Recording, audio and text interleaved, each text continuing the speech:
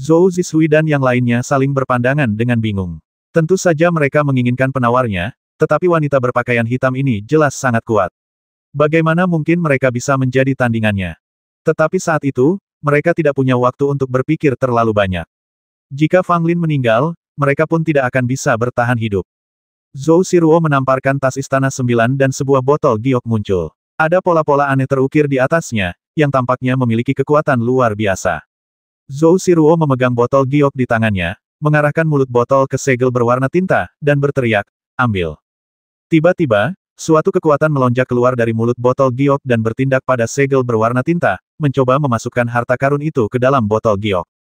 Segel berwarna tinta itu tiba-tiba bergetar, dan kekuatan yang dilepaskan tiba-tiba melemah drastis. Fang Lin memanfaatkan kesempatan ini, meraung, dan kitab suci surgawi Zixia mulai beroperasi. Dengan kekuatan yang mengalir dalam tubuhnya, dia melepaskan diri dari tekanan segel berwarna tinta. "Aku akan membasmimu." Fang Lin mengutuk dan meninju dengan kekuatan guntur, menuju langsung ke arah wanita berpakaian hitam itu. Wanita berpakaian hitam itu mendengus dingin, tetapi tidak berani bersikap sombong. Pengalaman rekannya membuatnya sangat waspada terhadap Fang Lin, takut dirinya akan jatuh ke dalam perangkap Fang Lin secara tidak sengaja. Keluar, wanita berpakaian hitam itu berteriak dan menamparkan Fang Lin. Tiba-tiba Fang Lin merasa seperti dipukul keras, darah muncrat dari mulutnya, dan dadanya seakan sedikit kolaps.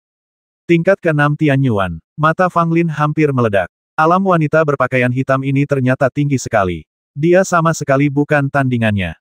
Kesenjangan dalam ranah tersebut terlalu besar, sampai pada titik yang tidak dapat dijembatani. Sekalipun Fang Lin sudah sangat kuat dan dapat mengalahkan seorang Master Tianyuan, menghadapi seorang ahli Tianyuan tingkat 6, Fang Lin langsung tampak tidak berdaya. Pada saat yang sama, segel berwarna tinta terbang ke arah Fang Lin lagi. Meskipun botol giok milik Zhou Siruo juga merupakan harta karun, botol itu jelas tidak dapat melakukan apapun pada segel berwarna tinta. Itu hanya membatasinya sedikit. Fang Lin mengumpat dalam hatinya. Kalau saja dia tidak mempunyai segel berwarna tinta ini, sekalipun dia tidak bisa mengalahkan wanita berpakaian hitam itu, dia tetap punya cara untuk kabur. Tetapi segel berwarna tinta ini begitu kuat sehingga Fang Lin sama sekali tidak mampu melawan. "Ayo serang bersama." Pada saat ini, Diakon Shen berteriak dan menyerang wanita berpakaian hitam itu. Diakon Shen mengeluarkan pedang hitam pekat, dan auranya menjadi jauh lebih kuat. "Kamu tidak tahu keterbatasanmu sendiri." Wanita berpakaian hitam itu berbisik, dan dengan jari yang menunjuk, tenaga dalamnya berubah menjadi seberkas cahaya yang menghantam pedang Diakon Shen dengan keras. Diakon Shen mengerang, dan melihat riak pada pedang, yang benar-benar melarutkan kekuatan jari wanita berpakaian hitam itu. Wanita berpakaian hitam itu sedikit mengernyit, jelas menyadari betapa luar biasanya pedang di tangan Diakon Shen. Pada saat yang sama, beberapa anggota keluarga kerajaan juga tidak tinggal diam dan mengambil tindakan satu demi satu. "Karena kamu mencari kematian, aku akan mengabulkan permintaanmu." Melihat para pemuda kerajaan itu berani menyerangnya, wanita berbaju hitam itu pun murka. Dengan satu serangan telapak tangan, tenaga dalam yang mengerikan itu menyapu keluar dan berubah menjadi sebuah jejak telapak tangan yang besar, dengan ganasnya menekan beberapa orang. Tidak bagus. Zhou Siruo terkejut dan ingin mengaktifkan senjata ajaib lonceng emas, namun sayangnya senjata itu telah dikalahkan oleh Raja Kelelawar Hantu sebelumnya dan tidak dapat digunakan sekarang.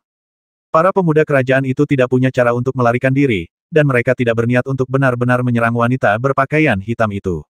Mereka hanya ingin berpura-pura. Tanpa diduga, wanita berpakaian hitam itu akan menyerang mereka secara langsung. Tidak, beberapa orang berteriak, tetapi sudah terlambat. Jejak tangan besar itu jatuh langsung pada mereka tanpa jeda. Engah, 6 pemuda dari keluarga kerajaan itu semuanya dipukuli hingga babak belur dalam sekejap mata. Kematian mereka sangat menyedihkan dan mereka tidak mempunyai kesempatan untuk melawan sama sekali. Meskipun ke-6 pemuda kerajaan ini juga telah mencapai alam Tianyuan, mereka semua berada di alam Tianyuan tingkat pertama atau kedua, dan pernah dilukai oleh Raja Kelelawar Hantu sebelumnya. Sekarang berhadapan dengan wanita berpakaian hitam di tingkat ke-6 Tianyuan, mereka tidak memiliki kesempatan untuk melawan sama sekali. Meskipun Zhou Zishui dan Zhou Siruo tidak meninggal di tempat, mereka juga terkena dampaknya. Kedua wanita itu muntah darah, terlempar mundur, dan pingsan. Melihat situasinya tidak baik, kedua Diaken Liga dan benar-benar melarikan diri. Brengsek, Fang Lin mengumpat dalam hati. Pada saat ini, dia ditekan oleh segel tinta lagi. Seluruh tubuhnya tampak retak dan dia menyemburkan beberapa tegukan darah secara berurutan. "Serahkan penawarnya, kalau tidak kamu akan menjadi seperti mereka." Wanita berpakaian hitam itu menunjuk ke arah 6 pemuda kerajaan yang telah dipukuli hingga babak belur dan berkata kepada Fang Lin dengan suara dingin. Fang Lin tidak mengatakan apa-apa dan hendak menggunakan kartu truf lainnya untuk mengubah situasi saat ini. Pada saat ini, Diakon Shen mengeluarkan tungku alkimia. Tekan itu, Diakon Shen berteriak, dan tungku alkimia emas langsung menuju ke arah segel berwarna tinta. Ledakan, tiba-tiba segel berwarna tinta itu terbanting oleh tungku alkimia. Fang Lin tiba-tiba merasa lega. Dia segera mengeluarkan sepotong batu giok, menghancurkannya dan melemparkannya ke arah wanita berpakaian hitam dan pemuda itu. Pergi. Sambil melemparkan kepingan giok itu, Fang Lin berteriak kepada Diakon Shen, dan pada saat yang sama bergegas menghampiri dua wanita yang tak sadarkan diri itu, memasukkan mereka ke dalam tas binatang buas, dan kemudian melarikan diri ke kejauhan tanpa menoleh ke belakang. Diakon Shen menyimpan pedangnya, memanggil kembali tungku alkimia, dan mengikuti Fang Lin dari dekat. Kamu mau pergi kemana? Wanita berpakaian hitam itu hendak mengejarnya, namun tanpa diduga, pecahan batu giok yang dilemparkan Fang Lin justru membentuk lingkaran sihir, menjebak dia dan pemuda itu di dalam lingkaran sihir tersebut. Lingkaran sihir belaka tidak bisa menghentikanku. Wanita berpakaian hitam itu sedikit mengernyit dan melancarkan serangan telapak tangannya, mencoba membelah lingkaran sihir itu. Akibatnya, dia sangat terkejut hingga hampir muntah darah, dengan sedikit ekspresi terkejut di matanya. Gunakan segel untuk menghancurkan formasi ini. Kata pemuda itu, wajahnya penuh kecemasan dan kesuraman. Tangan kanannya hampir membusuk, dengan tulang-tulang tangan putih terlihat, dan bagian yang membusuk hampir menjalar ke pergelangan tangan. Wanita berpakaian hitam itu mengangguk dan mengaktifkan segel berwarna tinta di luar lingkaran sihir, terus-menerus membombardir tirai cahaya lingkaran sihir. Meskipun efektif, tampaknya butuh setidaknya setengah jam untuk memutus lingkaran sihir itu. Mari kita gunakan khasiat obat kuno untuk menekan racunnya terlebih dahulu. Melihat luka rekannya semakin serius, wanita berpakaian hitam itu mengeluarkan obat kuno dan berkata.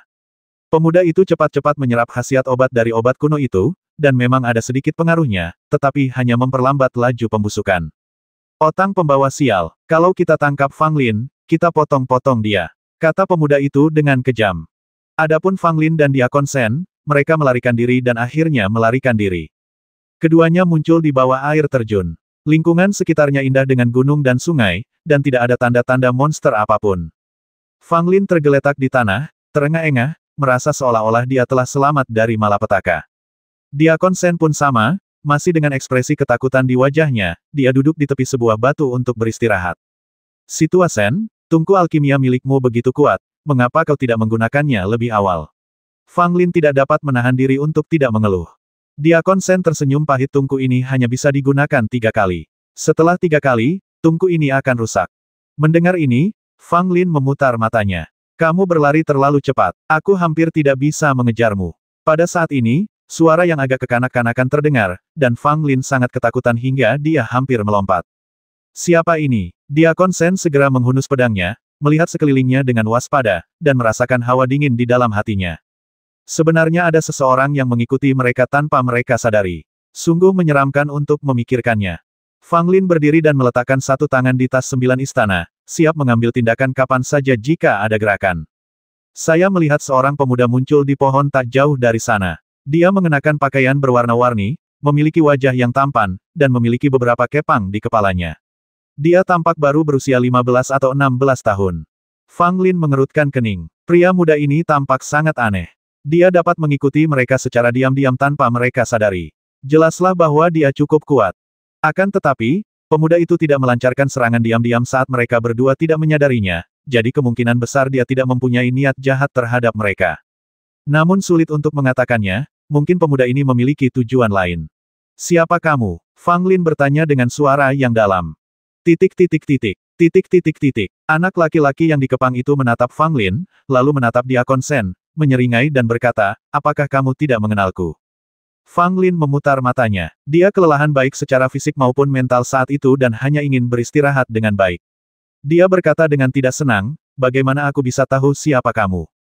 Diakon Shen menatap pemuda itu, menatapnya dengan saksama, dan berkata dengan ekspresi terkejut, apakah kamu pemuda yang tak terkalahkan dari Sekte 5 Elemen? Mendengar ini, Fang Lin langsung terkejut. Bocah yang kelihatannya konyol ini sebenarnya adalah bocah tak terkalahkan yang terkenal dari negeri Xuan. Pemuda itu ragu sejenak dan berkata, seharusnya aku yang melakukannya, tapi aku tidak suka orang memanggilku bocah yang tidak terkalahkan. Namaku Wang Erdan. Fang Lin dan Diakon Shen sama-sama tercengang, kemudian ekspresi mereka menjadi sangat aneh, terutama Fang Lin, sudut mulutnya berkedut dan dia hampir tertawa terbahak-bahak. Jenius paling menonjol dari negeri Xuan, seorang pemuda yang dihormati sebagai bocah nakal yang tak terkalahkan, nama aslinya sebenarnya adalah Wang Erdan. Apakah kamu bercanda? Jenius teratas yang meneror generasi muda negeri Xuan sebenarnya bernama Wang Erdan. Ini terlalu terburu-buru. Melihat ekspresi Fang Lin dan Decken Shen, wajah bocah yang tak terkalahkan itu langsung terkulai. Apakah namaku begitu aneh? Mengapa kalian semua memiliki ekspresi seperti ini ketika mendengar namaku? Fang Lin akhirnya mengerti mengapa orang-orang negeri Xuan hanya memanggilnya si bocah nakal yang tak terkalahkan, tetapi tidak menyebut nama aslinya. Dia menduga bahwa nama asli anak itu terlalu kekanak-kanakan dan Sekte Lima Elemen sengaja menyembunyikannya. Bagaimanapun, tokoh terkenal seperti Wang Erdan, langsung kehilangan auranya. Wang Erdan, kenapa kamu mengikuti kami? Fang Lin berkata, tetapi ketika dia menyebutkan nama ini, dia tidak bisa menahan keinginan untuk tertawa. Wang Erdan menatap Fang Lin dan berkata, aku pikir kamu sangat kuat dan aku ingin bertarung denganmu. Fang Lin segera melambaikan tangannya. Tidak, aku sama sekali tidak kuat. Aku tidak sebanding denganmu. Kau harus mencari orang lain untuk bertarung. Apakah kamu bercanda? Kau ingin aku bertarung dengan bocah tak terkalahkan ini? Bukankah itu sama saja dengan mencari masalah? Belum lagi Fang Lin sekarang terluka parah. Meskipun dia dalam kondisi sempurna, dia tidak sebanding dengan orang ini. Wang Erdan berkata dengan tidak senang, kamu jelas sangat kuat. Aku sudah melihat semuanya. Apakah kamu masih ingin menyangkalnya?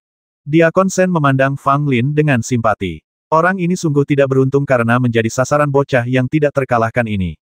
Semua orang di negeri Xuan tahu bahwa alasan mengapa bocah yang tak terkalahkan ini disebut bocah adalah, pertama, karena dia masih muda, dan kedua, karena bocah itu suka berkelahi dengan orang lain dan sering pergi ke sekte orang lain untuk menantang tuan mereka.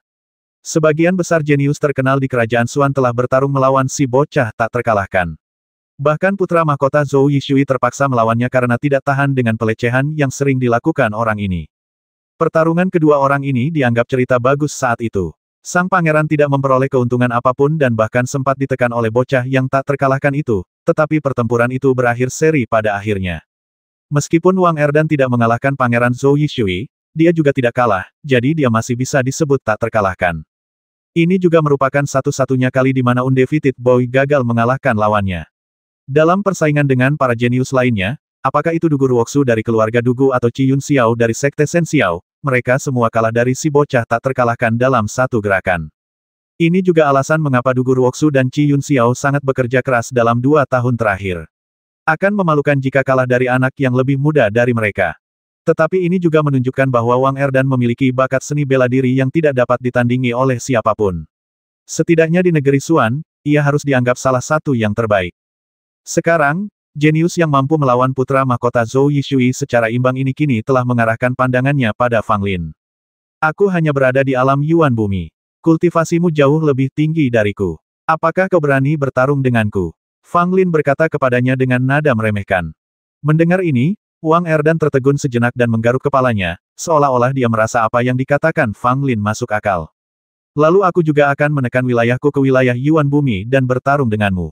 Wang Erdan berkata dengan ekspresi bangga di wajahnya, seolah-olah dia menganggap sarannya sangat bagus.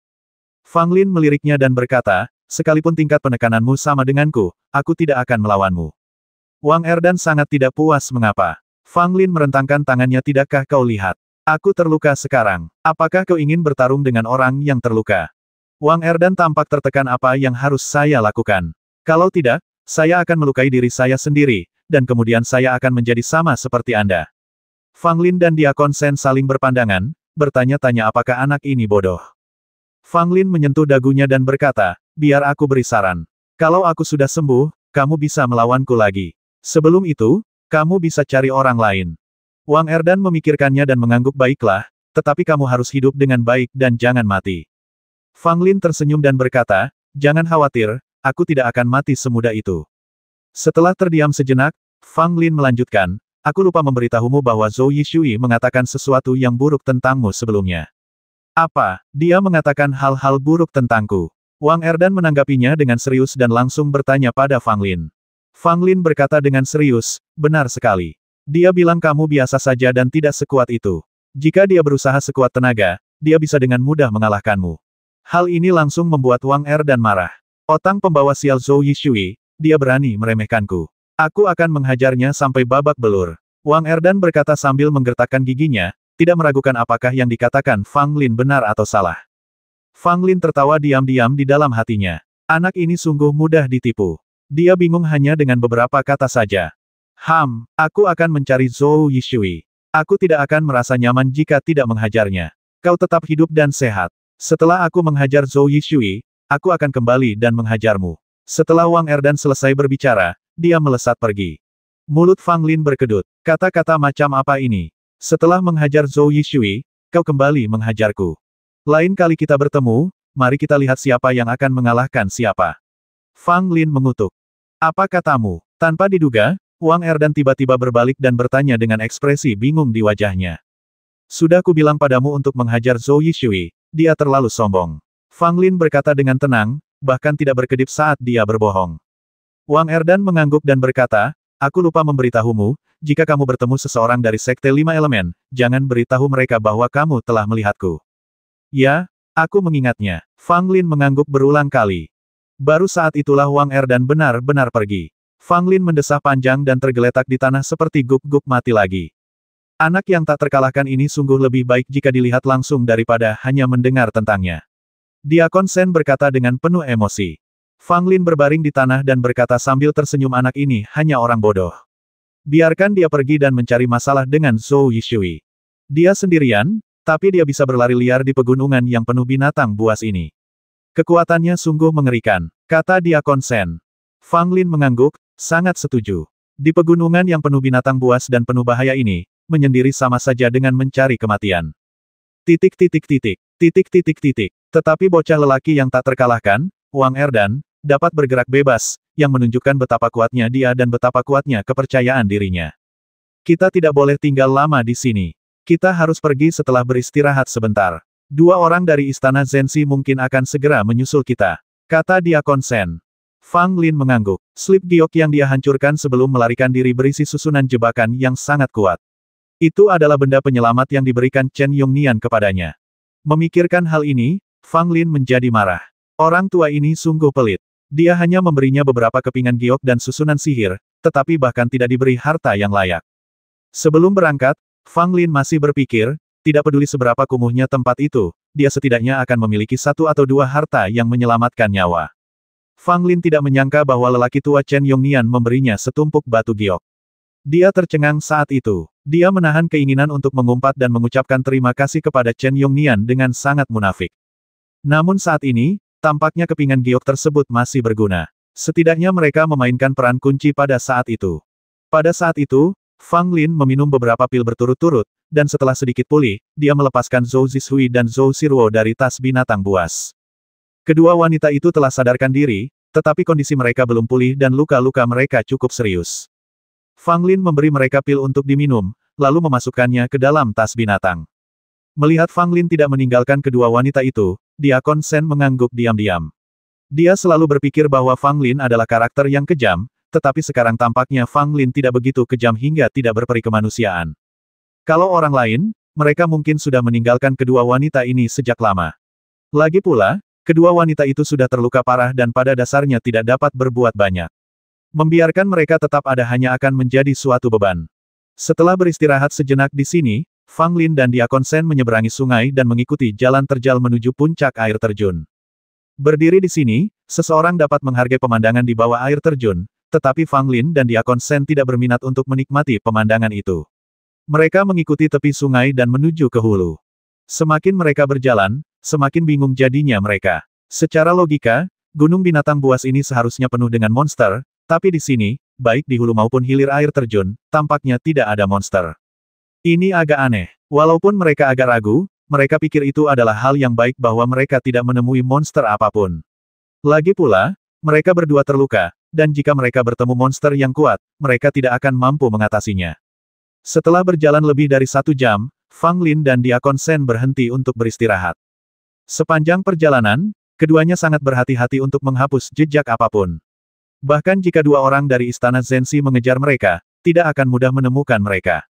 Keduanya tidak membuang waktu untuk pulih dari luka-luka mereka, dan bahkan menghabiskan 2 ramuan obat kuno untuk menyembuhkan luka-luka mereka. Hingga malam tiba, wanita berpakaian hitam itu tak kunjung menyusul, dan luka kedua lelaki itu sebagian besar sudah pulih. Cedera Diakon Shen lebih ringan dan ia pulih lebih cepat daripada Fang Lin. Namun, luka-luka Fang Lin lebih serius karena ia terluka oleh segel berwarna tinta dan ia perlu istirahat 1 malam lagi sebelum ia dapat pulih.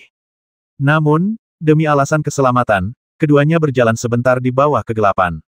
Ada hutan lebat di kedua sisi tepian sungai. Fang Lin dan Decken Shen tidak berani memasuki hutan lebat karena pertemuan sebelumnya dan mereka takut memasuki wilayah monster lagi.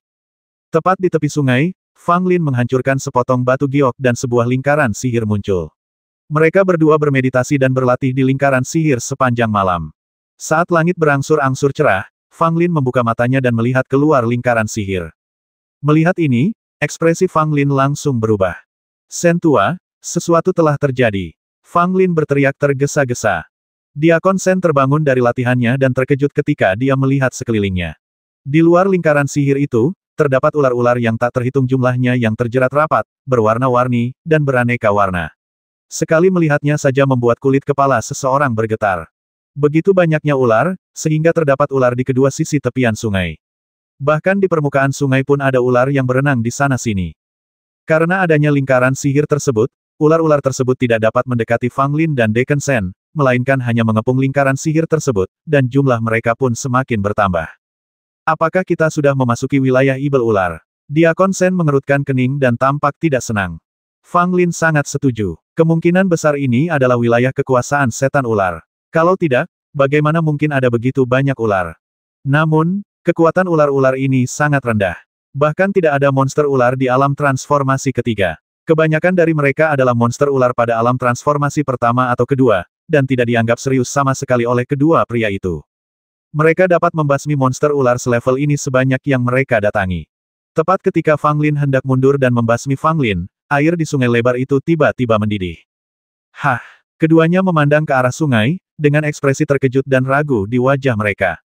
Ledakan! Kolom air membubung tinggi ke angkasa, dan sebuah sosok yang panjang dan ramping terbang keluar dari sungai yang deras, membawa serta gelombang air yang besar dan aura ibel yang semegah gunung. Melihat sosok yang tinggi dan kurus itu, wajah Fang Lin dan Decken Shen berubah drastis dan pupil mereka mengecil. Jiaolong! Kedua lelaki itu berteriak kaget, wajah mereka tampak seburuk yang mereka bisa. Benda yang melompat ke udara dari sungai itu sebenarnya adalah seekor naga.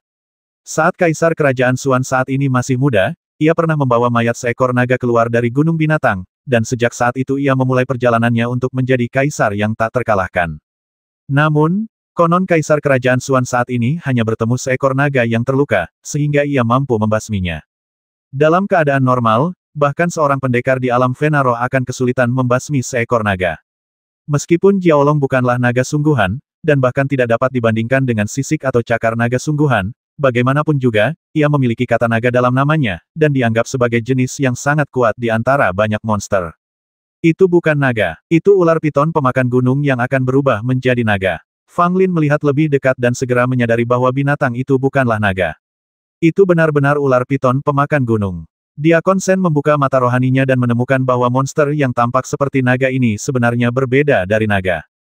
Jiaolong yang terlemah berada pada alam transformasi keempat, namun ular piton penelan gunung ini, yang sangat mirip dengan Jiaolong, hanya berada pada puncak transformasi ketiga tingkat ke-9. Dengan kata lain, ular piton pemakan gunung ini saat ini sedang dalam tahap transformasi dari ular piton menjadi naga, dan sedang bergerak menuju menjadi monster tingkat keempat.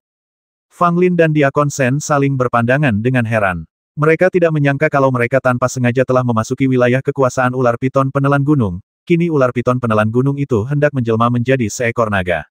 Bisa jadi, alasan mengapa keduanya selamat adalah karena ular sanca penelan gunung sedang dalam tahap metamorfosis dan sedang berkonsentrasi untuk berubah menjadi seekor naga, sehingga tidak punya waktu dan tenaga untuk memperhatikan keduanya. Begitu berubah menjadi naga, Fang Lin dan Decken Shen akan musnah. Setelah transformasi, mereka membutuhkan banyak darah dan makanan. Diperkirakan ular piton pemakan gunung ini membiarkan Fang Lin dan Shen tetap hidup hanya untuk melahap mereka setelah transformasi. Ular piton penelan gunung melompat keluar dari sungai dan melayang di atas langit, memancarkan aura ibel yang sangat dahsyat. Kulit ularnya yang hitam mengilap itu retak-retak, dan cahaya hitam samar-samar melonjak di celah-celahnya. Di tanah, Monster ular yang tak terhitung jumlahnya tampak sangat bersemangat, seolah-olah mereka menantikan raja mereka berubah menjadi seekor naga. Titik titik titik. Titik titik titik. Apakah kamu tidak takut menarik monster kuat lainnya dengan menjalani transformasi di gunung binatang buas ini? Fang Lin mengerutkan kening. Diakon Shen berkata, yang pasti itu akan menarik monster lain. Tergantung bagaimana ular piton pemakan gunung ini menanganinya. Gunung binatang adalah tempat yang kuat memangsa yang lemah. Metamorfosis ular piton pemakan gunung saat ini tentu akan mengundang perhatian binatang lain di gunung, dan besar kemungkinan akan menarik perhatian musuh alaminya. Berbeda dengan prajurit, saat seekor monster menerobos, ia juga berada pada momen terlemahnya, dan mudah baginya untuk dibasmi oleh serangan mendadak dari musuh alaminya. Jadi secara umum, saat monster bertransformasi dan menerobos, ia akan mencari tempat yang paling aman, atau mengatur cara untuk bertahan melawan musuh alami sebelum menerobos. Ular piton pemakan gunung ini sudah dalam tahap terobosan, jadi tidak boleh tanpa persiapan apapun. Ayo pergi sekarang, kata Diakon Shen. Dia sangat tidak yakin dan tidak tahu apa yang akan terjadi selanjutnya. Fang Lin menggelengkan kepalanya. Tunggu sebentar lagi, mungkin ini kesempatan untuk kita berdua. Meskipun Fang Lin juga sangat gugup, bagaimanapun juga, hal buruk bisa terjadi di sini kapan saja, tetapi ini juga merupakan kesempatan besar. Jika mereka beruntung, mereka bisa memperoleh panen besar. Tentu saja, tinggal di sini juga disertai bahaya, dan bahkan dapat membahayakan nyawa Anda. Tubuh besar ular piton penelan gunung terus meliuk-liuk, tampak sangat kesakitan, dan darah terus menyembur keluar dari mulutnya yang ganas. Darah tumpah ke pohon-pohon di sekitarnya, menyebabkan mereka layu dan mati seketika. Jelaslah bahwa darah ular piton penelan gunung sangat beracun. Terlihat dengan mata terbuka bahwa retakan di tubuh ular piton penelan gunung semakin banyak dan nafasnya semakin lemah, seolah-olah ia akan mati. Namun, semakin sering hal ini terjadi, semakin terlihat bahwa ular piton penelan gunung hanya selangkah lagi dari sebuah terobosan. Setelah melewati tahap lemah ini dan seluruh tubuhnya mengalami transformasi, ia dapat berubah menjadi naga dan terbang ke langit.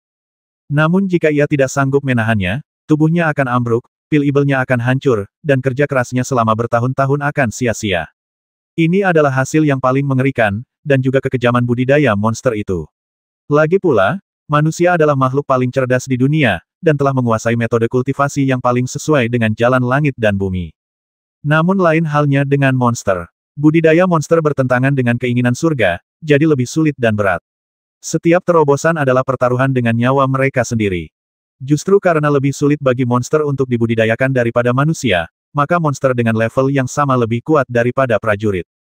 Terlebih lagi, seiring membaiknya wilayah, semakin kuat monster tersebut, semakin mengerikan jadinya, dan seringkali dapat menyaingi beberapa prajurit di wilayah yang sama. Sepertinya gagal. Diakon Shen menjaga mata rohaninya tetap terbuka, memperhatikan situasi ular piton pemakan gunung, dan berkata. Fang Lin juga memperhatikan bahwa situasi ular piton penelan gunung tidak baik. Walaupun energi ibelnya kuat, tampaknya ia telah mencapai titik kemacetan dan tidak mampu menembus lapisan penghalang terakhir. Sayang sekali kalau sampai terjatuh. Fang Lin berkata dengan suara yang dalam. Wajah Diakon Shen berkedut. Apa yang begitu disesalkan tentang hal ini? Akan lebih baik jika mereka jatuh, sehingga mereka bisa meninggalkan tempat ini dengan aman. Sayangnya, Diakon Shen tidak tahu apa yang direncanakan Fang Lin. Jika dia tahu apa yang sedang dipikirkan Fang Lin saat ini, dia pasti akan menendang Fang Lin ke sungai dan kemudian melarikan diri. Ular piton penelan gunung meraung dengan tatapan mata yang ganas. Aura ibel di sekujur tubuhnya menjadi semakin kuat dan samar-samar keluar nafas naga. Masih sedikit pendek, Fang Lin berkata sambil sedikit mengernyit. Pada saat ini, ular piton pemakan gunung melakukan gerakan yang mengejutkan. Ia meraung ke arah tanah, dan seketika monster ular yang tak terhitung jumlahnya di tanah meledak, berubah wujud menjadi energi ibel dan kabut darah yang paling murni, berkumpul menjadi satu dan terus-menerus diserap oleh ular piton penelan gunung. Adegan ini membuat Fang Lin dan Diakon Shen tercengang. Namun, Fang Lin cukup terinformasi dan dia kembali tenang setelah sedikit terkejut. Akan tetapi, Diakon Shen belum pernah melihat pemandangan seperti itu sebelumnya. Setelah melihat ribuan ular itu menghancurkan diri sendiri, dia tidak bisa tenang untuk waktu yang lama. Ular piton penelan gunung memang tinggal selangkah lagi untuk berubah wujud menjadi naga, namun langkah ini sangatlah sulit untuk ditempuh. Jika tidak dapat mengambil langkah ini, ia hanya akan gagal dan kemudian mati. Tetapi ular piton penelan gunung jelas telah mengantisipasi situasi ini, dan telah mengisi kembali dirinya dengan darah, daging, dan energi ibel dari ribuan ular untuk membantunya mengambil langkah paling kritis. Sejumlah besar monster ular meledak, dan pemandangannya seperti kembang api. Namun, bagi orang normal, pemandangan itu sungguh berdarah. Setelah diisi kembali dengan daging dan darah monster ular yang tak terhitung jumlahnya, ular piton pemakan gunung mengeluarkan raungan panjang, dan kulit lama yang retak di tubuhnya akhirnya terkelupas, memperlihatkan daging baru di dalamnya. Selain itu, benjolan kecil berdaging tumbuh di dahi ular piton penelan gunung, dan dari sana muncul tanduk naga merah muda. Saat ini, ular sanca penelan gunung tidak bisa lagi disebut ular sanca, melainkan naga penelan gunung. Diakon Shen terkejut. Itulah pertama kalinya dia melihat ular piton berubah menjadi naga. Itu benar-benar membuka mata. Ini dia, Fang Lin berbisik, matanya berbinar. Diakon Shen juga tiba-tiba melihat ke arah langit barat, dan melihat seekor burung besar meraung ke arahnya, dengan api di sekujur tubuhnya, seolah-olah sedang membakar awan di langit. Burung api, Diakon Shen berkata dengan tatapan ngeri. Ini adalah binatang ibel di alam transformasi keempat, dan auranya sangat kuat. Lebih dari satu, Fang Lin berkata sambil melihat ke arah utara. Saya melihat seekor harimau ungu dengan sayap tumbuh dari tulang rusuknya terbang di udara, dengan kilat menyambar di sekujur tubuhnya. Harimau guntur ungu. Diakon Shen terkejut. Tanpa diduga, monster kuat lain di alam transformasi keempat datang. Seekor burung api dan seekor harimau guntur ungu, keduanya monster kuat di alam transformasi keempat, dan mereka semua datang untuk naga banjir penelan gunung yang baru saja berubah menjadi seekor naga. Fang Lin, kurasa sebaiknya kita segera pergi. Diakon Shen berkata dengan ekspresi serius. Munculnya dua monster alam transformasi keempat membuat tempat ini sangat tidak aman. Fang Lin tidak ragu-ragu dan dengan lambaian tangannya dia menyingkirkan lingkaran sihir itu. Dia juga tahu bahwa akan sangat berbahaya untuk terus tinggal di sini. Namun, Fang Lin tidak berniat pergi. Sebaliknya, dia menyerahkan pil penggerak bumi kepada Diakon Shen dan memintanya untuk segera meminumnya. Meskipun Diakon Shen memiliki banyak keraguan dalam benaknya, dia tetap meminum pil penggerak bumi seperti yang diinstruksikan oleh Fang Lin. Fang Lin melakukan hal yang sama. Setelah mereka berdua meminum pil itu, mereka menghilang ke dalam lumpur. Tak hanya itu, mereka berdua juga mengaktifkan kekuatan mata spiritual mereka untuk menyembunyikan nafas mereka sendiri, sembari mengamati situasi di langit dengan mata spiritual mereka. Naga banjir penelan gunung yang baru saja berubah wujud menjadi naga telah berhasil berubah wujud, tetapi tampaknya sangat lemah. Jika pertarungan benar-benar terjadi, itu pasti bukan tandingan burung api atau harimau guntur ungu. Burung api dan harimau guntur ungu bergegas mendekat karena mereka merasakan kelemahan naga penelan gunung. Mereka ingin membasmi naga penelan gunung, memakan pil ibelnya, dan meminum darah ibelnya untuk membuat diri mereka lebih kuat. Hal semacam ini sering terjadi di Beast Mountain. 9 dari 10 kali, monster yang berubah itu merasa sulit bertahan hidup, tetapi mereka yang dapat bertahan hidup umumnya cukup kuat. Naga pemakan gunung ini meraung ke arah burung api dan menggeram ke arah harimau guntur ungu, namun tidak melarikan diri. Sebaliknya, keadaan tampak sangat tenang. Tetapi betapapun tenangnya, ia tidak dapat menyembunyikan fakta bahwa ia sangat lemah. Burung api dan harimau guntur ungu melihat hal ini dengan jelas, jadi mereka tidak takut dengan tipu muslihat apapun yang mungkin digunakan naga pemakan gunung ini. Burung api lebih cepat. Bagaimanapun, ia adalah monster terbang dan memiliki keunggulan dalam kecepatan. Aku melihat sayapnya menyala-nyala dengan api yang melambai berulang kali ke arah naga pemakan gunung, dan tiba-tiba api yang mengamuk menyapu. Naga pemakan gunung itu meraung, dan gas hitam menyembur keluar dari mulutnya, menghalangi semua api yang berkobar. Akan tetapi, situasi naga penelan gunung jelas tidak optimis. Setelah serangan itu, ekspresinya tampak semakin lesu. Meskipun aura ibelnya masih kuat, tubuhnya membutuhkan waktu istirahat yang lama untuk mencapai kondisi sempurna. Saat berikutnya, burung api melesat langsung ke arah naga pemakan gunung, tubuhnya dipenuhi api, menyebabkan pepohonan di bawahnya terbakar. Naga penelan gunung meraung, dan tiba-tiba air di sungai di bawahnya melonjak seperti gelombang, menghantam tubuh burung api dengan keras. Uap air menguap, menimbulkan suara mendesis. Api di Firebird sangatlah panas. Air sungai biasa ini tidak dapat menghentikan burung api sama sekali. Terlihat jelas rasa jijik di mata Huo Feng, seakan-akan ia merasa bahwa perilaku naga penelan gunung itu sangat bodoh, karena ia malah mencoba menghentikan dirinya sendiri dengan air sungai biasa. Tetapi kemudian burung api itu menjerit, dan seluruh tubuhnya mundur terus-menerus. Dengan mata terbuka, bekas luka dapat terlihat di dadanya, seolah-olah terkena pukulan. Air sungai menyebar, menyingkapkan sesuatu yang tersembunyi di sungai. Benda ini sepenuhnya hitam, seukuran kepala orang dewasa, dan bentuknya tidak beraturan. Kelihatannya seperti batu besar yang tidak mencolok. Batu inilah yang melukai burung api di alam transformasi keempat, menyebabkannya tidak berani lagi mendekati naga pemakan gunung dengan mudah. Ketika Fang Lin yang bersembunyi di dalam tanah melihat batu itu, Pupil matanya tiba-tiba mengecil. Dia juga memiliki batu ini, yaitu batu tanpa batas. Walaupun ukurannya cukup berbeda dan bentuknya pun sedikit berbeda, ini memang batu tanpa batas. Fang Lin yakin bahwa dia tidak salah. Aku tidak menyangka naga pemakan gunung ini benar-benar menyembunyikan sepotong batu tanpa batas di dasar sungai. Batu itu jauh lebih besar dari milikku, dan jelas lebih kuat. Fang Lin berkata dalam hati. Dia sudah mengarahkan pandangannya pada batu tak terbatas milik naga pemakan gunung dan ingin mengambilnya sendiri. Batu tanpa batas milik Fang Lin hanya seukuran kepalan tangan, tetapi beratnya seperti gunung. Memakainya seperti melemparkan gunung ke musuh. Namun, seiring meningkatnya kekuatan Fang Lin, kekuatan batu tanpa batas menjadi semakin lemah, dan menjadi sulit untuk melukai lawannya. Tetapi jika dia bisa mendapatkan bongkahan batu tak terbatas ini, seukuran kepala manusia, hasilnya akan sangat berbeda. Potongan batu tak terbatas ini bahkan dapat melukai monster transformasi 4 seperti burung api. Kekuatannya jelas jauh lebih kuat dari batu kecilnya. Naga penelan gunung mendesak batu tanpa batas untuk bergerak menuju burung api. Burung api tampak sangat marah dan menyemburkan api dari mulutnya untuk menghalangi batu tanpa batas. Namun, kekuatan batu tanpa batas jelas berada di luar ekspektasi Huo Feng. Batu itu sangat keras, bahkan api yang dapat melelehkan emas dan besi tidak dapat menghalangi batu tanpa batas sedikitpun. Wah, dengan suara keras, batu tanpa batas itu menghantam burung api lagi, tetapi kali ini sedikit meleset, hanya mengenai salah satu sayap burung api. Meski begitu, burung api menjerit kesakitan, tubuhnya menjadi tidak stabil, dan hampir jatuh dari udara.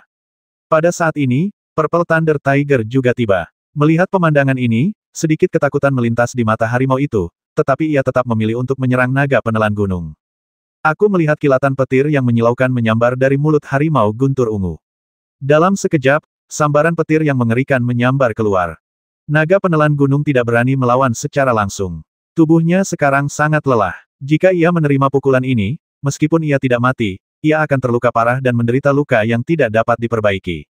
Saat berikutnya, sesuatu keluar dari mulut naga penelan gunung. Ternyata itu sebuah cermin. Cermin ini terlihat sangat tua, bahkan ada satu sudutnya yang hilang. Ada juga 3 retakan pada permukaan cermin, dan tampaknya cermin itu akan pecah kapan saja. Tetapi cermin yang rusak dan tua itu justru mampu menghalangi datangnya petir dan mengembalikannya tanpa syarat. Harimau guntur ungu terkejut, tetapi itu adalah kekuatannya sendiri, jadi wajar saja ia tidak takut. Ia langsung menelan petir yang kembali, lalu berhenti menyerang dengan petir, dan langsung menggunakan tubuhnya yang kuat untuk menyerang naga penelan gunung. Namun Purple Thunder Tiger jelas meremehkan kekuatan cermin tersebut. Menghadapi harimau guntur ungu yang agresif, naga penelan gunung sama sekali tidak panik dan menyemprotkan seteguk darah ibel ke cermin kuno. Berdengung, saya melihat kilatan cahaya, dan seekor naga yang tampak persis seperti naga penelan gunung terbang keluar dari cermin kuno, namun sedikit berbeda dari naga penelan gunung. Karena naga yang terbang keluar dari cermin itu memiliki aura yang sangat kuat, tanpa tanda-tanda kelelahan atau kelesuan, ia sebenarnya adalah naga pemakan gunung dalam kondisi sempurna. Melihat pemandangan ini, Fang Lin dan Decken Shen yang bersembunyi di lumpur, serta burung api dan harimau guntur ungu di atas, semuanya menunjukkan ekspresi ngeri. Cermin macam apa ini? Seram sekali. Jantung Fang Lin berdebar kencang. Dia samar-samar menduga bahwa cermin ini mungkin merupakan harta karun kuno. Naga pemakan gunung yang terbang keluar dari cermin kuno, dengan aura yang sangat kuat, langsung bertarung dengan harimau guntur ungu. Adegan ini membuat burung api yang tidak jauh dari situ ikut bingung dan tidak yakin, matanya pun terpaku pada cermin kuno di depan naga penelan gunung. Setelah menggunakan cermin kuno ini, naga penelan gunung tampak sedikit lebih lemah, tetapi ada ekspresi puas di wajahnya. Cermin ini adalah salah satu kartu trufnya, dan digali dari medan perang kuno di gunung yang berbahaya ini. Setelah bertahun-tahun penelitian, akhirnya ditemukan cara menggunakan cermin ini. Namun, cermin ini terlalu rusak dan hanya dapat digunakan beberapa kali. Tetapi apapun yang terjadi, efek cermin ini tetaplah menakjubkan dan dapat membantu naga penelan gunung mengatasi kesulitan saat ini. Harimau guntur ungu itu meraung terus-menerus, kilat menyambar di sekujur tubuhnya. Ia pandai menyerang dengan petir, dan tubuhnya juga cukup kuat. Bagaimanapun, itu adalah monster jenis harimau, dan tubuhnya jauh lebih unggul daripada monster lainnya. Namun, menghadapi naga pemakan gunung yang terbang keluar dari cermin kuno, harimau guntur ungu tidak dapat memperoleh keuntungan apapun. Tubuh naga itu tidak lebih buruk dari harimau guntur ungu, dan itu juga merupakan naga penelan gunung dalam kondisi sempurna. Ia sangat kuat, dan harimau guntur ungu tidak dapat mengalahkannya dalam waktu singkat. Burung api menjerit panjang, dan seluruh tubuhnya terbakar, berubah menjadi sayap-sayap yang menyala-nyala yang melesat ke arah naga pemakan gunung bagaikan tetesan air hujan. Naga penelan gunung tidak berani bersikap sombong. Ia melindungi dirinya sendiri saat energi Ibel menyerbu. Pada saat yang sama, ada kilatan cahaya di cermin kuno, melepaskan cahaya warna-warni, yang langsung menuju ke arah burung api. Sayap yang menyala-nyala itu menghantam energi Ibel, menyebabkan naga penelan gunung mundur berulang kali. Darah tampak di sekujur tubuhnya, dan ada api di luka-lukanya. Tetapi cahaya warna-warni yang dilepaskan dari cermin kuno itu juga mengenai burung api secara langsung. Burung api ingin melarikan diri, tetapi ia tidak dapat berlari lebih cepat dari kecepatan cahaya warna-warni itu dan terkena serangan yang keras. Hanya dengan berteriak, burung api itu berlumuran darah, dan sejumlah besar sayapnya yang menyala-nyala rontok. Api yang menyelimuti tubuhnya juga cepat padam. Naga penelan gunung menggunakan batu tanpa batas sekali lagi.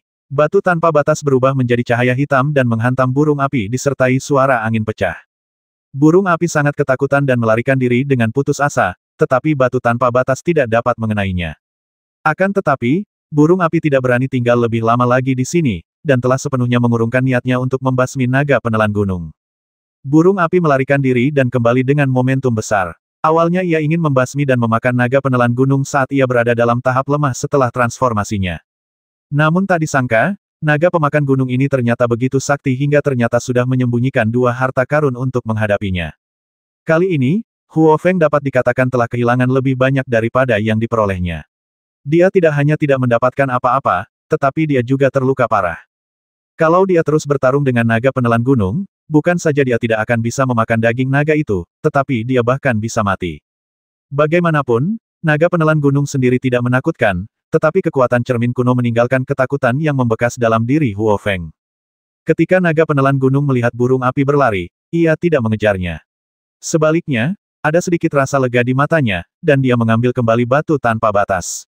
Faktanya, naga penelan gunung sedang dalam situasi yang sangat buruk. Ia terluka oleh sayap burung api. Jika terus bertarung dengan burung api, sulit dikatakan siapa yang akan hidup dan siapa yang akan mati.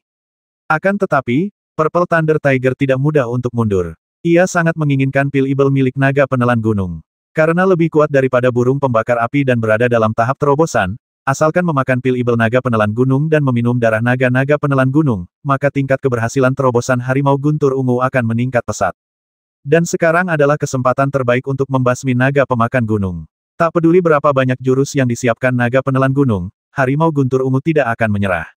Sekalipun harus mengorbankan separuh nyawanya, dia harus membasmi naga pemakan gunung. Harimau guntur ungu bertarung dengan naga pemakan gunung yang terbang keluar dari cermin kuno untuk waktu yang lama. Harimau guntur ungu jelas lebih kuat dan mampu mengalahkan naga pemakan gunung berulang kali. Melihat hal itu, naga penelan gunung di kejauhan melemparkan batu tanpa batas tanpa ragu-ragu, mencoba untuk mengusir harimau guntur ungu juga. Sayangnya, Purple Thunder Tiger sudah mengetahui semuanya. Cahaya ungu muncul dari mulutnya dan berubah menjadi manik-manik. Itu bukan pil Ibel, tapi harta karun. Tidak seperti burung api yang pengecut, harimau guntur ungu datang dengan persiapan matang dan membawa harta karun untuk memburu naga pemakan gunung. Begitu manik ungu itu muncul, ia memercikkan kilatan petir, langsung menjerat naga pemakan gunung yang terbang keluar dari cermin. Kemudian, sebuah manik ungu terbang keluar dari mulut harimau guntur ungu dan bertabrakan dengan batu tak terbatas dengan suara keras. Batu tanpa batas terbang kembali, dan cahaya manik ungu itu sedikit meredup, tetapi tidak mengalami kerusakan apapun. Pada saat yang sama, harimau guntur ungu memperlihatkan kekuatannya yang luar biasa, cakarnya bersiul ke bawah, cakarnya yang tajam mengeluarkan petir yang menakutkan. Engah, kepala naga penelan gunung terkoyak oleh cakar harimau itu. Tiba-tiba, naga penelan gunung berubah menjadi titik-titik cahaya dan kembali ke cermin kuno. Saya khawatir kita akan berhasil dengan Purple Thunder Tiger ini. Fang Lin dan Diakon Shen keduanya berkata dalam hati mereka sambil berbaring di lumpur. Naga penelan gunung juga menunjukkan sedikit kegelisahan dan memuntahkan seteguk darah lagi, yang jatuh ke cermin kuno. Sayangnya cermin kuno itu tidak bereaksi sama sekali kali ini. Sebuah retakan muncul di sana, membuatnya tampak semakin rusak. Ketika naga penelan gunung melihat bahwa cermin kuno itu tidak dapat digunakan untuk sementara waktu, ia segera menelannya ke dalam perutnya, lalu bergegas ke sungai.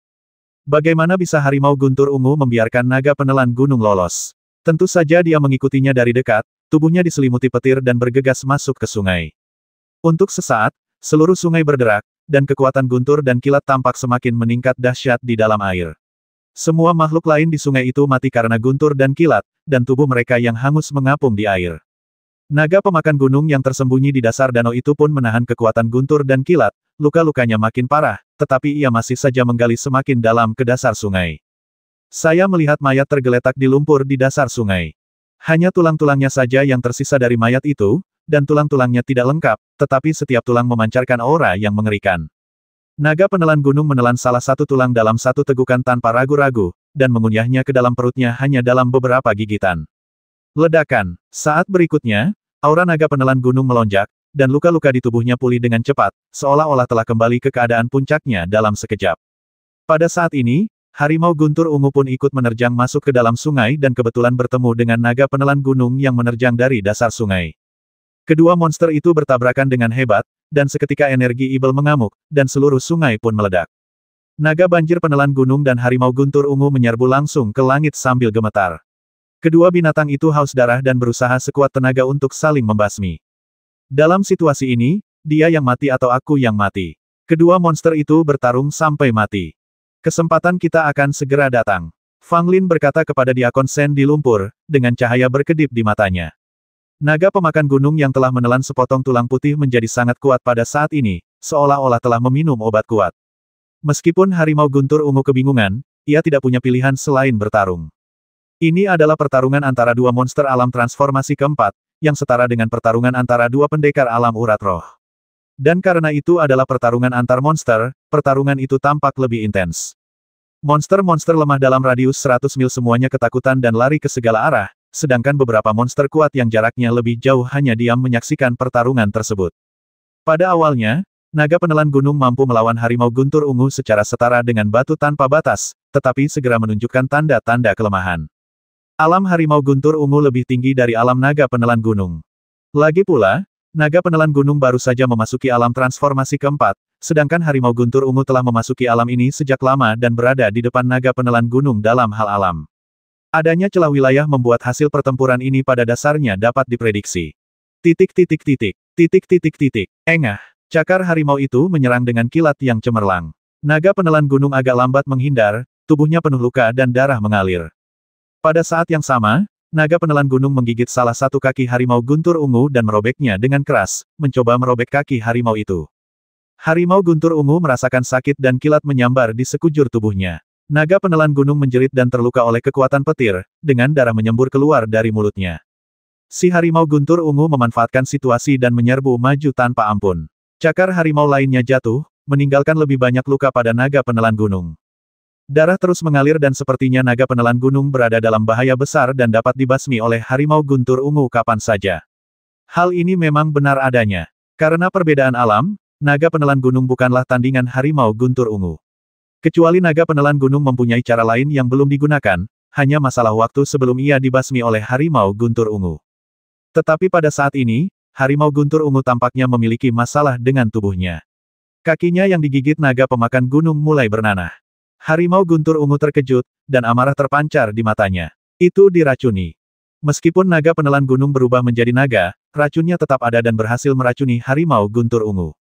Harimau guntur ungu meraung terus-menerus dan menjadi gila. Racun naga penelan gunung sangatlah ganas dan hanya bisa dinetralisir dengan memakan pil Ibelnya.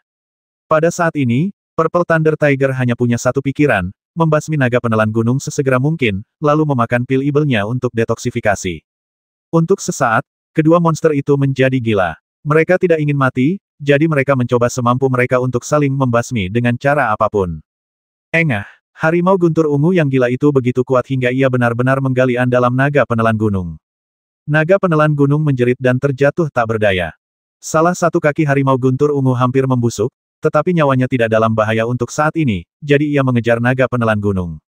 Naga penelan gunung terjatuh ke tanah dan melemparkan batu tanpa batas, mencoba menghentikan harimau guntur ungu, namun sayang gagal. Harimau guntur ungu dengan mudah menghindari batu tanpa batas dan pada saat yang sama mengerahkan kekuatan guntur dan kilat. Petir ungu yang mengerikan itu bagaikan hujan deras yang terus-menerus mengguyur naga penelan gunung, membuat tubuh naga penelan gunung yang sudah terluka menjadi semakin parah. Naga penelan gunung tidak dapat bergerak. Lukanya parah. Ada lebih dari satu lubang berdarah di tubuhnya, salah satunya sangat penting hingga dalamnya mengalir keluar.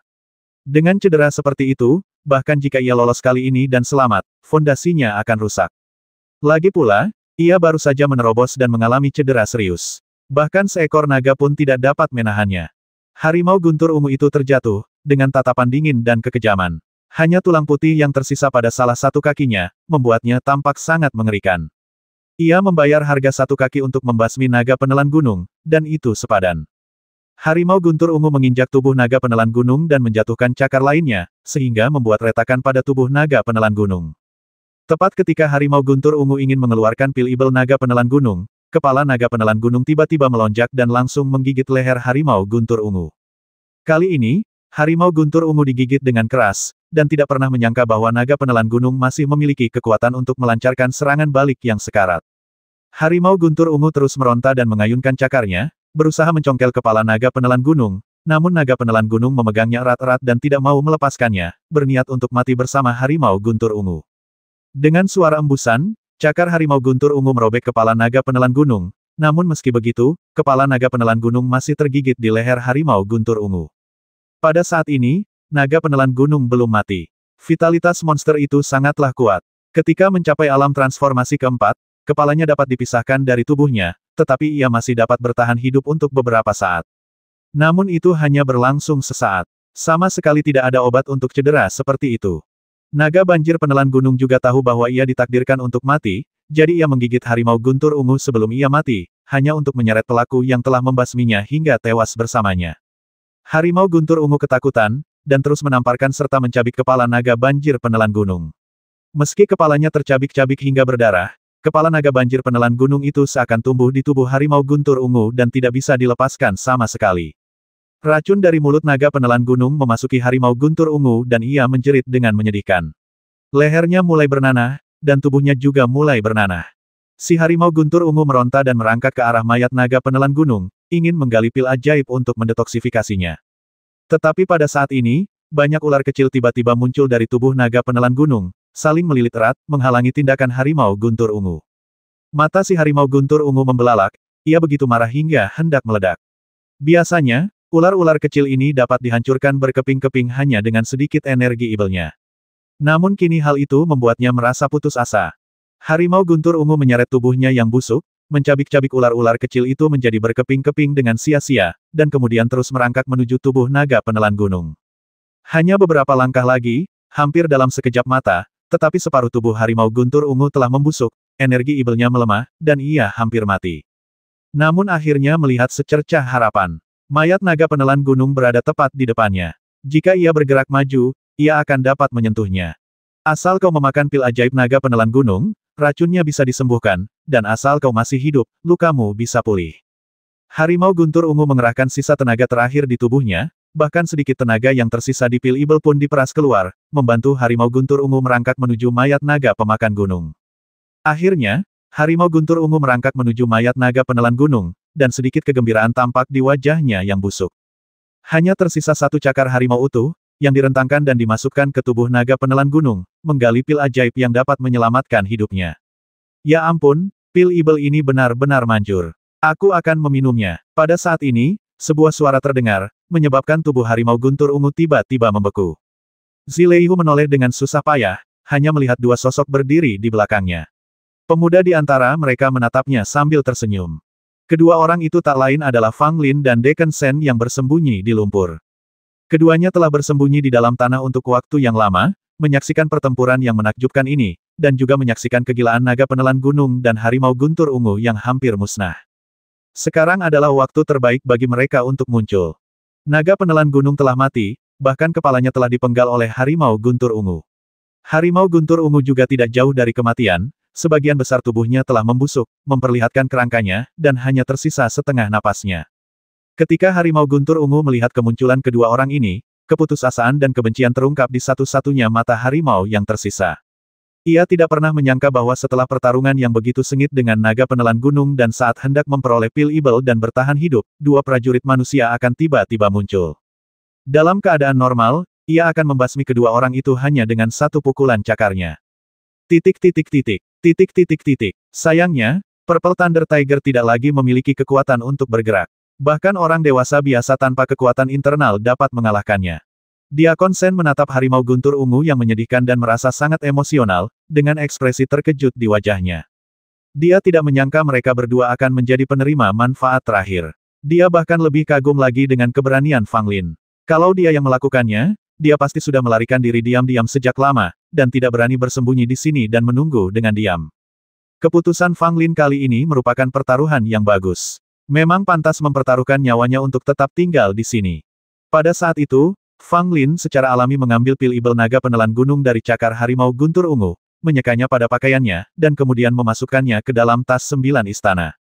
Zilei sangat marah hingga dia memutar matanya dan meninggal. Fang Lin tidak menyentuh tubuh harimau guntur ungu. Bagaimanapun, racun naga penelan gunung masih menyebar di tubuh harimau guntur ungu. Fang Lin berjalan ke mayat naga penelan gunung, mengeluarkan botol giok, dan mengumpulkan sebotol darah ibel dari tubuh naga penelan gunung. Darah naga ini adalah hal yang baik. Meskipun darah naga pemakan gunung beracun, Fang Lin mengetahui teknik memurnikannya dan dapat mengekstrak racunnya. Yang tersisa adalah darah ibel yang paling murni, yang sangat bermanfaat bagi para prajurit. Selain itu, tulang-tulang naga penelan gunung juga cukup berharga. Meskipun saya tidak membutuhkannya, jika saya membawanya ke balai lelang, pasti akan ada orang yang menawar. Situasen, kemarilah dan ambil sebotol darah ibel. Aku akan membantumu mengekstrak racunnya nanti dan kau bisa langsung menggunakannya. Fang Lin berkata pada Diakon Sen. Mendengar ini, Diakon Sen juga sangat gembira. Dia berjalan mendekat dan mengambil sebotol darah naga, dengan ekspresi gembira di wajahnya. Sayang sekali kita tidak bisa mendapatkan apapun dari tubuh harimau guntur ungu ini. Fang Lin berkata dengan penyesalan. Sudah cukup untuk mendapatkan darah naga. Lebih baik menggigit lebih banyak daripada yang bisa kau kunyah. Diakon Sen menggelengkan kepalanya. Fang Lin menghela napas, tanpa berpikir terlalu banyak, dan berbalik melihat sungai di belakangnya. Ada harta karun di sungai ini. Fang Lin berkata, dan langsung melompat ke sungai. Tak lama kemudian, Fang Lin melihat kerangka tak lengkap di lumpur dasar sungai. Fang Lin memperlihatkan ekspresi terkejut, tulang putih ini memberinya perasaan yang sangat luar biasa. Naga penelan gunung pasti telah menggerogoti sepotong tulang di atasnya untuk mencapai keadaan sempurnanya dalam sekejap. Tulang-tulang ini tidak boleh dimakan. Fang Lin berpikir dalam hati dan mengulurkan tangan untuk menyentuh kerangka yang belum lengkap itu. Begitu jarinya menyentuh kerangka itu, Fang Lin terkejut. Ada getaran aneh pada kerangka itu, seolah-olah itu adalah makhluk hidup. Aneh sekali. Fang Lin bergumam. Dia tidak berani memikirkan apapun lagi dan hanya ingin memasukkan kerangka itu ke dalam sakunya. Namun tanpa diduga, kerangka itu tetap acuh tak acuh dan tidak bisa dimasukkan ke dalam tas 9 istana sama sekali. Fang Lin mengerutkan kening, diam-diam berkata betapa disayangkan, dan kemudian kembali ke pantai. Bagaimana? Diakon Sen bertanya dengan tergesa-gesa ketika dia melihat Fang Lin keluar dari air. Fang Lin menggelengkan kepalanya kerangka di bawah ini tidak bisa diambil sama sekali. Mendengar ini, Diakon Sen juga merasa kasihan. Kerangka itu jelas sangat luar biasa, tetapi tidak dapat diambil alih. Ini agak sulit. Namun, saat ini, Diakon Sen telah mengeluarkan batu tanpa batas dan cermin kuno yang pecah dari tubuh naga pemakan gunung. Fang Lin hanya mengambil batu tanpa batas dan tidak mengambil cermin kuno yang pecah, jadi Diakon Sen mengambil cermin kuno yang pecah sebagai gantinya. Ayo cepat keluar dari sini. Fang Lin berkata, lalu dia dan Diakon Sen segera meninggalkan tempat itu. Tidak lama setelah keduanya pergi, burung api yang melarikan diri sebelumnya berbalik. Setelah melihat nasib naga penelan gunung dan harimau guntur ungu, burung api semakin senang karena ia berhasil melarikan diri dengan cepat, kalau tidak, ia akan mati di sini juga. Tepat ketika Huo Feng hendak mengambil pil ibel dari naga penelan gunung, dia menemukan bahwa pil ibel di tubuh naga penelan gunung telah hilang, dan dia juga menemukan jejak kaki manusia di tanah. Dia langsung murka, karena tahu bahwa ada orang yang sudah sampai di sana lebih dulu. Setelah berjalan hampir seharian, Fang Lin dan Diakon Sen akhirnya menemukan sebuah gua. Setelah membuat lingkaran sihir di luar, mereka memasuki gua. Fang Lin segera mengekstrak 2 botol saripati darah naga, dan racun yang diekstraksi tidak terbuang sia-sia. Fang Lin memasukkannya ke dalam botol giok hitam untuk digunakan di masa mendatang. Pada saat itu, Fang Lin dan Diakon Sen masing-masing meminum darah naga dan mulai berlatih. Fang Lin merasakan gelombang panas melonjak di tubuhnya, dan tubuhnya, yang telah mencapai tingkat tertinggi elemen tanah, diperkuat sekali lagi. Saat darah naga terus dimurnikan, Fang Lin sekali lagi menyentuh kesempatan untuk memasuki tingkat ke-10 elemen tanah. Berdiri di depan gerbang perunggu besar, Fang Lin mendengarkan gemuruh di telinganya, dan berjalan ke depan gerbang perunggu besar dengan sangat tenang. Jangkau dan sentuh. Kali ini, Fang Lin tidak langsung terlempar. Fang Lin menunjukkan ekspresi gembira dan bahkan lebih gembira dalam hatinya. Dia berusaha keras mendorong pintu perunggu besar itu agar terbuka. Setelah mencoba 2 kali, Fang Lin menghela napas. Tampaknya akumulasinya belum cukup. Meskipun dia telah membuat kemajuan dibandingkan dengan 2 kali sebelumnya, selama dia tidak mendorong pintu perunggu besar itu, dia tidak akan pernah bisa melangkah ke tingkat ke-10 elemen tanah. Tapi itu tidak mengherankan. Memikirkannya saja, seseorang dapat mengetahui bahwa sebotol darah naga saja tidak mungkin dapat memungkinkan seseorang memasuki level ke-10 elemen tanah. Diperlukan lebih banyak peluang untuk mencapai hal ini. Tentu saja, sebotol darah naga ini juga meningkatkan kekuatan Fang Lin. Meskipun tingkat kekuatannya tetap sama, kekuatannya saat ini tidak jauh lebih lemah dari Diakon Shen, yang berada di tingkat ke-4 Tianyuan. Diakon Shen juga memperoleh manfaat besar dari botol darah naga ini. Dia sendiri berada dalam tahap terobosan yang dekat dengan level ke-5 Tianyuan. Setelah meminum sebotol darah naga ini, dia langsung menerobos di tempat. Tidak sampai 5 hari kemudian barulah Diakon Shen menyelesaikan terobosan dan tingkatannya dinaikkan ke tingkat ke-5 Tianyuan. Pak Tua Shen, selamat atas terobosanmu. Fang Lin berkata sambil tersenyum saat Diakon Shen membuka matanya. Wajah Diakon Shen dipenuhi dengan kegembiraan. Saya harus berterima kasih banyak kepada Anda. Jika bukan karena Anda, saya tidak akan bisa mendapatkan darah naga ini, dan mustahil bagi saya untuk menembus ke tingkat ke-5 Tianyuan secepat ini. Tepat saat dia selesai berbicara, tiba-tiba terdengar gerakan di luar gua. Lingkaran sihir itu terpicu dan tampaknya ada seseorang yang berhasil masuk. Di luar gua juga ada 2 sosok. Salah satunya memancarkan cahaya menyilaukan. Itu bukan tubuh sungguhan, tetapi tubuh spiritual yang dipadatkan oleh kekuatan mata spiritual. Tubuh spiritual ini tidak lain adalah Pangeran Zhou Yishui. Di sampingnya berdiri seorang pemuda berpakaian hitam, berpenampilan biasa, ekspresinya tegas, dan matanya tertuju pada lingkaran sihir. Saya tidak tahu siapa yang ada di sini. Dia seharusnya bukan dari keluarga kerajaan saya, kata Zhou Yishui. Aku akan menghancurkan formasi ini. Pemuda berpakaian hitam itu berkata, lalu menyerang dengan ganas, meninju langsung ke tirai cahaya formasi itu. Tirai cahaya lingkaran sihir itu berkedip-kedip, tetapi tidak dikalahkan oleh pemuda berpakaian hitam itu. Pada saat ini, Fang Lin dan Diakon Shen juga muncul dari gua dan melihat Zhou Yishui dan pemuda berpakaian hitam di luar lingkaran sihir sekilas. Fang Lin, Zhou Yishui dan pemuda berpakaian hitam keduanya sedikit terkejut. Mereka tidak menyangka akan bertemu Fang Lin di sini. Titik. Namun kemudian Zhou Yishui tersenyum, dan pemuda berpakaian hitam itu juga memiliki tatapan sinis di matanya. Fang Lin dan Diakon Shen juga terkejut. Mereka tidak menyangka Pangeran Zhou Yishui akan muncul di sini. Itu bukan tubuh yang sebenarnya, tetapi tubuh spiritual. Diakon Shen mengerutkan kening dan berkata. Fang Lin mengangguk. Dari penampilan Zhou Yishui, jelas terlihat bahwa itu bukan tubuh aslinya. Fang Lin, keluar dan mati. Pemuda berpakaian hitam itu berkata dengan dingin, matanya penuh semangat juang. Fang Lin menatapnya dengan jijik. Siapa kamu? Jika kamu punya nyali, masuklah dan lawan aku. Dia orang kepercayaanku. Zhou Yishui berkata dengan ringan. Fang Lin mendengar ini, dan rasa jijiknya semakin kuat. Jadi kamu adalah seorang budak, kalau begitu minggirlah, kamu tidak memenuhi syarat untuk bertarung denganku. Zhou Yishui tidak menunjukkan ekspresi apapun saat mengucapkan kata-kata ini, tetapi pemuda berpakaian hitam itu langsung marah. Fang Lin, tunggu dan lihat bagaimana aku membasmimu.